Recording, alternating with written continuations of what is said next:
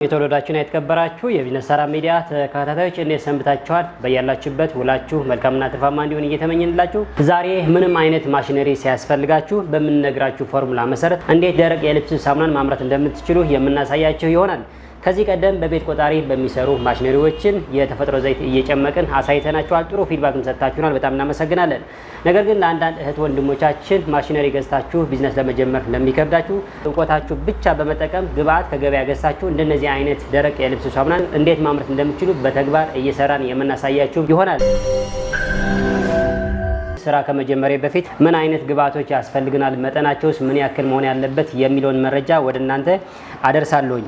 በዋነኝነት በመጀመሪያ ደረጃ የሚያስፈልገን ውሃ ያስፈልገናል። ውሃ የምንሰራው ነገር የሚያስፈልጉን ኬሚካሎች ከነመጠናቸው የሚወስንልን የምንጠቀመው የውሃ መጠን ነው። ዛሬ የማሳያችሁ በ1 ሊትር ውሃ እንዴት ደረቅ የልብስ ሳሙና መስራት እንደምንችል ነው የምናሳያችሁ።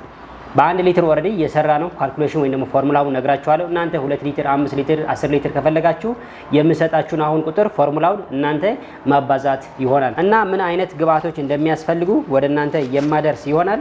ከሚያስፈልጉ ግብአቶች በመጀመሪያው ደረጃ ውሃ ያስፈልገናል። ሁለተኛ ሶዳ አሽ፣ በሶስተኛ ደረጃ ካልሲየም፣ አራተኛ ኮሲክ ሶዳ፣ አምስተኛ ዘይት፣ ስድስተኛ ስልኬት፣ ሰባተኛ ፎርሚንግ ፎም፣ ስምንተኛ ሽቶ፣ በዘጠነኛ ደረጃ ከለር ይሆናል። ነገር ግን ሁሉም የጠቀስኳቸው አሁን አስፈላጊ ናቸው ማለት አይደለም። ሶዳ አሽ፣ ካልሲየም፣ ኮሲክ ሶዳ በዱቄት መልኩ የምናገኛቸው ሲሆን እነዚህ ቤዚክ እና መሰረታዊ ናቸው። ዘይት፣ ስልኬት፣ ፎርሚንግ ፎም ደግሞ በሁለተኛ ደረጃ በፈሳሽ መልኩ የምናገኛቸው በጣም ለምንሰራው የደረቅ የልብስ ሳሙና በሁለተኛ ደረጃ አስፈላጊ ተብሎ የሚመደቡ ይሆናሉ።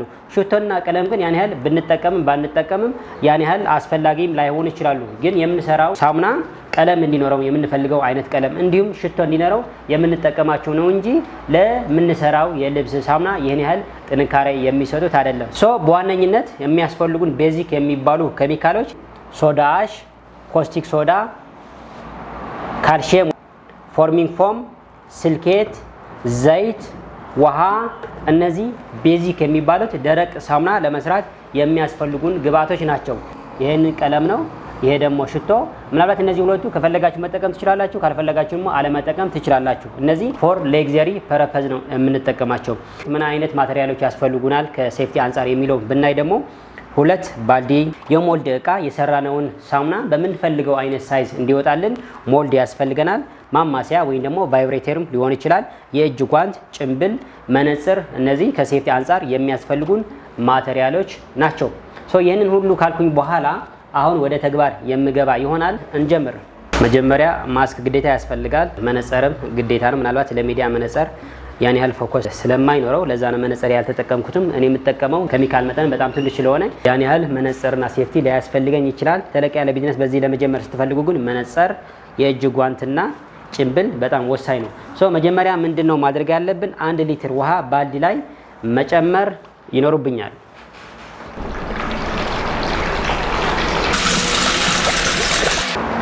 አንድ ሊትር ውሃ ጨምር ያለውኝ ባልዲ ላይ። እዚህ ላይ ከጨመርኩኝ በኋላ በቀጣይ የሚያስፈልገኝ ምንድነው? 250 ግራም ሶዳ አሽ ያስፈልገኛል። በ1 ሊትር ውሃ 250 ግራም ሶዳ አሽ ያስፈልጋል። ምን ላይ ጨምረዋለኝ ማለት ነው? 1 ሊትር ውሃ ላይ መጨመር። እዚህ ላይ ግን ከፍተኛ የሆነ ጥንቃቄ ማድረግ ያለባችሁ ውሃ ሳይሆን ሶዳ አሽ መጨመር ያለባችሁ ሶዳ አሽ ውሃ ላይ መጨመር ይኖርባችኋል። ከገለበጣችሁት ሌላ ነገር ነው የሚሆነውና ይህንን በደንብ ትኩረት ያስፈልጋል። አሁን ሶዳ አሽ መጨመር ይኖርብኛል።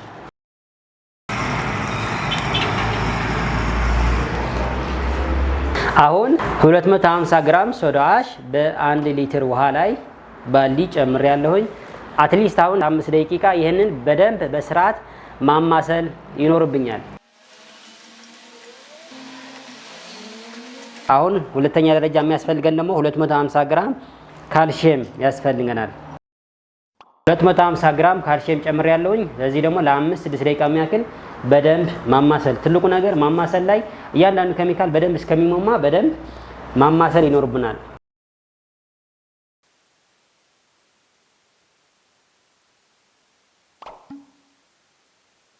እስካሁን የመጣንበት ፕሮሰስ ለማስታወስ ያክል 1 ሊትር ውሃ አዘጋጀን። 1 ሊትር ውሃ ባልዲ ላይ ሞላና ከዛ በኋላ 250 ግራም ሶዳ አሽ ጨምረን ለ5 ደቂቃ የሚያክል ደንብ አዋህደነዋል። 250 ግራም ካልሽየም ጨምረናል።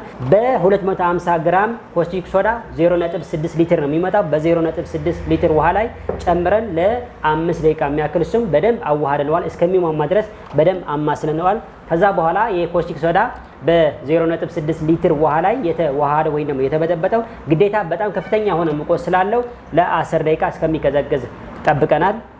ከዛ በኋላ ምንድነው ማድረግ ያለብን? በ1 ሊትር ውሃ ላይ የተጨመሩትን ካልሲየም እና ሶዳ አሽ ላይ ያለበትን ባልዲ ላይ ጨምረን አንድ ላይ ኦሬዲ አማስለናቸዋል። አሁን ወደ ቀጣይ ፕሮሰስ የምንሄድ ይሆናል። የዱቄቱ ነገር ጨርሰናል። እንዴት ማዋሃድ እንዳለብን፣ ምን ያህል ደቂቃ መቆየት እንዳለብን ጨርሰናል። የሚቀሩን 3 ፈሳሽ ነገሮች ብቻ ናቸው። አንደኛ ፎርሚንግ ፎም፣ ሁለተኛ ስልኬት፣ ሶስተኛ ዘይት። እነዚህ ሶስቱም ደግሞ እየጨመረ የምናሳያችሁ ይሆናል። አሁን የሚቀረን ምንድነው? ይህንን የምትመለከቱት ዘይት ላይ መጠን መጨመር ይሆናል።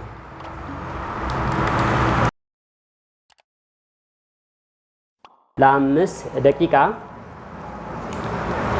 ደቂቃ ካዋሃድን በኋላ ቀጣይ ፕሮሰስን የምነግራችሁ ይሆናል። አሁን ኦሬዲ የዘይት ነገር ጨርሰናል። ምናልባት ግን እዚህ ላይ በ1 ሊትር ውሃ ሳሙና ለመስራት ምን ያህል ሊትር ያስፈልገናል ካላችሁ ወደ 0.6 ሊትር ያስፈልጋቸዋል። ዘይት ላይ የጨመርነው ኬሚካላችን አሁን በደንብ ለ10 ደቂቃ የሚያክል አማስለነዋል። አሁን የሚቀረን ፎርሚንግ ፎም እና ስልኬት ሲሆን ፎርሚንግ ፎም ለምንድን ነው የምንጨምረው ያላችሁኝ እንደሆነ ይህንን የምንሰራውን ሳሙና አረፋ እንዲኖረው ሲሆን ይህንን ስልኬት ደግሞ ልብስ ላይ ሊሆን ይችላል የተለያዩ ቆሻሻ ፓርቶች እንደ ዘይትና ኬሚካል ነገሮችን አጥቦ እንዲያስወግድልን የሚያደርግ ነው ማለት ነው።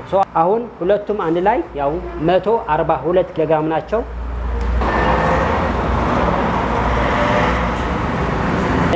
ሁሉንም በደንብ ማማሰል ይኖርብናል።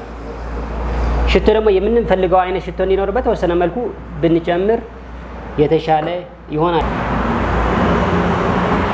እንዲያውስ ተመልካቾቻችን ሊያስፈልጉን የነበሩ ግብአቶች አሁን ጨርሰናል። የጨመርናቸውን አሁን እንደ አዲስ በደንብ አድርገን ለ10 ደቂቃ የሚያክል በደንብ ማማሰል ይኖርብናል።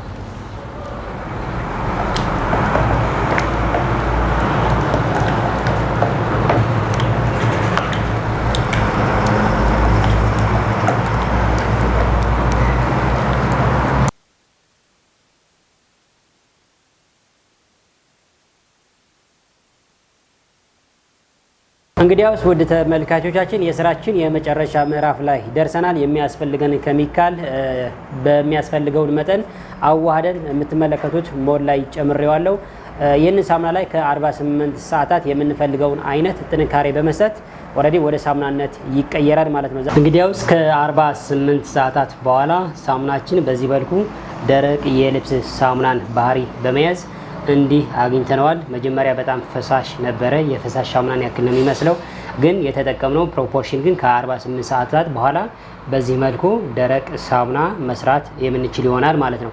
ከዚህ በኋላ የሚቀረን ነገር ቢኖር ከሞልዱ ሳሙናችን በማላቀቅ በሚያስፈልገን ወይ ደግሞ ትርፋማ በሚያደርገን ሳይዝ መቁረጥ ይሆናል። እኔ የተጠቀምኩት ኖርማል ሰፊ ሞልድ ነው። እናንተ ግን ቅድም እንዳልኳችሁ ገበያ ላይ ሂዳችሁም የራሳችሁን በምትፈልጉትን አይነት ሳይዝ ማሰራት ትችላላችሁ። ትልቅ ሞድ ላይ የነበረ ሳሙናችን በዚህ መልኩ በምፈልገው ሳይዝ በመቁረጥ እንዲህ አዘጋጅቸዋለሁ። እኔ የተጠቀምኩት ትልቅ ሞድ ስለሆነ ሁሉም በተመሳሳይ ሳይዝ መቁረጥ በጣም ያስቸግራል።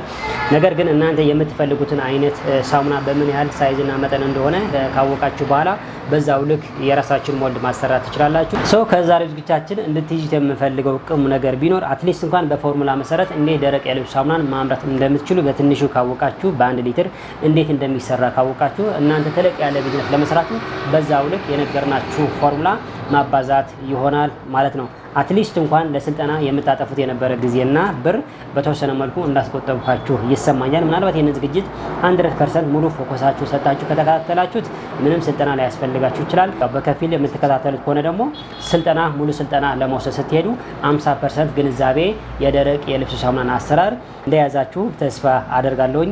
የዛሬው ዝግጅታችን እዚህ ላይ የሚጠናቀቅ ይሆናል። በሌላ ጊዜ በሌላ ቢዝነስ ሀሳብ እስከምንገናኝ የሳምንት ሰው ይበለን። ቴንክ ዩ ሶ ማች